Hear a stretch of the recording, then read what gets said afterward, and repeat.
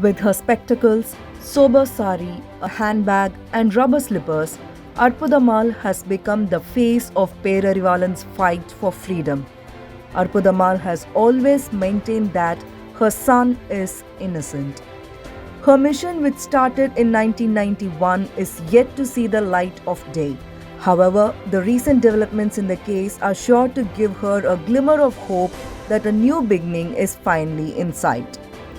On May 21, 1991, Rajiv Gandhi was assassinated at Sriperumbudur in Tamil Nadu by a suicide bomber at a poll rally. About a month later, Perarivalan, who was then 19 years old, was arrested for having aided the assassination. He went on to be convicted for buying two 9-volt batteries that were used to trigger the bomb that killed Rajiv Gandhi. Since then, Arputhammal has been fighting a legal battle to have her son released from prison. While she has been battling for her son's release, Arputhammal has been active and vocal in advocating for abolishing the death penalty. She has been vocal for pro-life. In 2011, when a young activist called Sengodi committed suicide by self-immolation to demand freedom for Perarivalan and other convicts in the Rajiv Gandhi assassination case, Arputhammal was quick to object. She made it clear that she did not encourage such activism and that one should not sacrifice their life to save another. Given her public image over the years, Arputhammal has also vigorously backed federal issues. She has raised her voice for the state of Tamil Nadu on issues like the Kaveri water dispute and the Kudangulam nuclear power plant issues. She did all this while simultaneously fighting for her son's legal battles. Perarivalan and 6 others were given a death sentence in 1999 in Rajiv Gandhi's assassination case. Arputhammal spent the next 2 decades running from pillar to post to demand her son's release. After 20 years on death row, the Supreme Court commuted his death penalty to life imprisonment in February 2014. Arputhammal's life before her campaign to save her son was a simple one, with her husband and 3 children, Anbu, Arivu and Arul. Perarivalan was also known as Arivu. When Rajiv Gandhi was assassinated, Perarivalan was a college student in Chennai when he was picked up by the CBI in connection with the case. From the next day on, Arputhammal has been on the quest to obtain her son's freedom.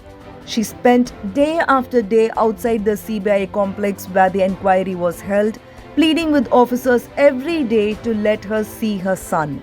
She would never take no for an answer.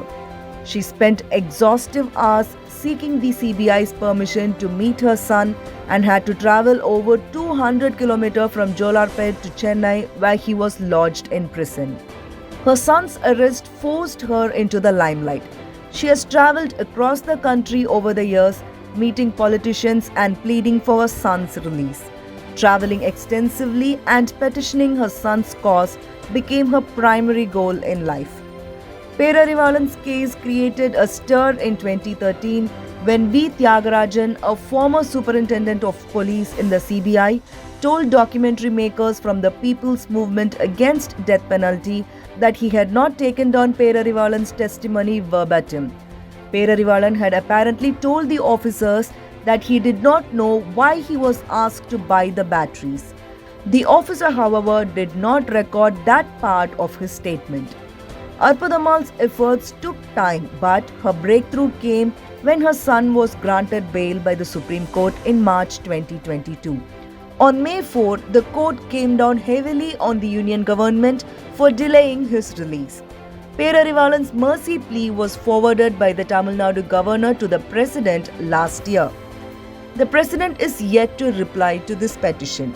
Amidst this, the union government has continued to maintain that the court should wait until the president takes a call on his mercy plea before deciding on his release. The court has now told the union government that it will order his release if it does not argue the case on merits. Perarivalan had earlier been let out on a month's parole on May 28, 2021 for medical reasons.